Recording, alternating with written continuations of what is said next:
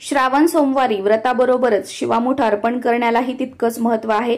श्रावण महिन्यामध्ये जेवढे श्रावणी सोमवार येतात तर त्या प्रत्येक श्रावणी सोमवारी वेगवेगळी शिवामूठ अर्पण करायची असते।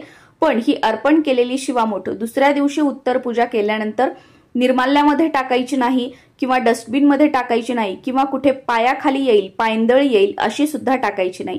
ही अर्पण केलेली शिवामूठ तुम्ही पक्ष्यांना खायला टाकू शकता किंवा तुमच्या घराच्या आजूबाजूला कुठे एखादं मोठं झाड असेल, मंदिर असेल, जिथे पशु पक्षी येतात, तिथे मुंग्या मुंगळे आहेत तर तिथे तुम्ही ही शिवामूठ ठेवू शकता, जेणेकरून ते पशु पक्षी मुंग्या मुंगळे खातील आणि अन्नाचा अपव्यय होणार नाही। किंवा तुमच्या घराच्या आजूबाजूला कुठे वाहतं पाणी असेल तर त्या पाण्यामध्ये तुम्ही ही शिवामूठ टाकू शकता, जेणेकरून पाण्यातील जीव आपलं हे शिवामुठीचं धान्य ग्रहण करतील आणि हे शिवामुठीचं धान्य इकडे तिकडे टाकल्यापेक्षा मुक्या जीवांच्या मुखामध्ये ते जाईल आणि मुक्या जीवांना अन्नदान केल्याचं पुण्यफळ जे आहे ते आपल्याला मिळून हे श्रावणी सोमवारचं जे व्रत आहे ते आपलं सुफळ संपूर्ण होऊन भगवान शिवशंकरांची कृपा आपल्याला प्राप्त होईल।